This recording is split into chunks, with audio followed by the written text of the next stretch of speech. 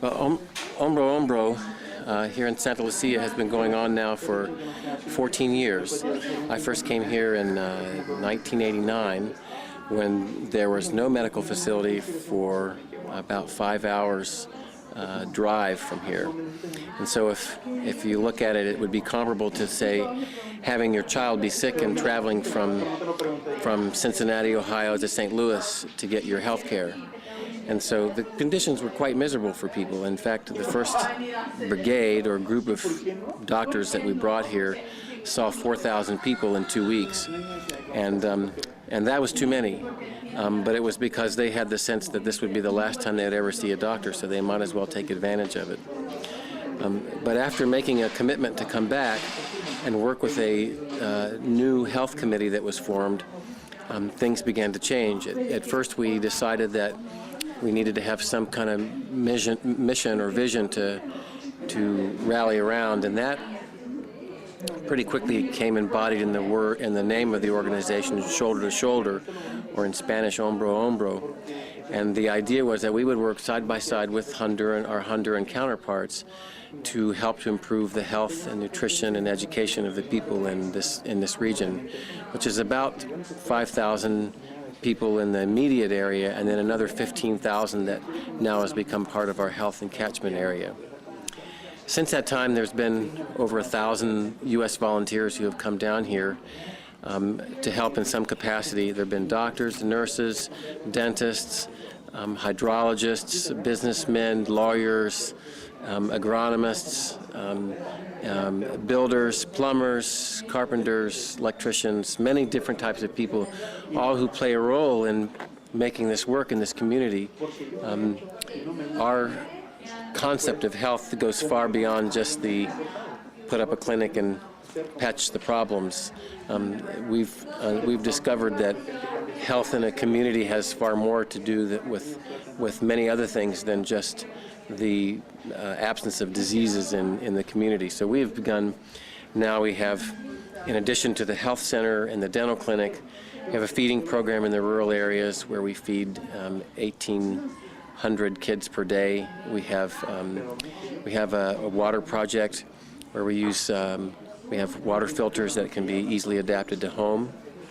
We have a project in the schools to help improve the self-esteem of girls, initially by entrepreneurial projects, now through scholarships to attend higher education. It's important to understand the community. In this community, if you're born in the rural areas surrounding this village, your life expectancy is greatly reduced. You may have as many as 6 episodes of diarrhea per year. You will have growth stunting. There'll be lots of nutritional disorders, in addition to many other illnesses, usually common illnesses that wouldn't be so serious for a well-nourished or otherwise healthy child, but can be fatal for children. In fact, the death rate under age 5 is still very high. Honduras is the 3rd poorest country in the hemisphere, and this is the poorest part of Honduras. This is what's called the frontera, or the frontier, on the border with Guatemala, with El Salvador.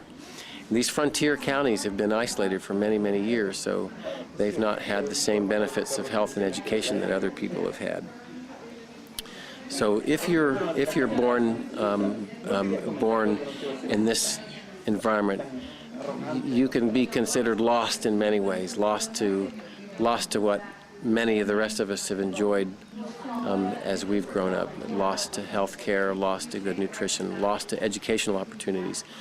I've walked in homes where the only reading material was the writing on the back of a vegetable oil can. No books, no newspapers, no pamphlets, no magazines, nothing to read.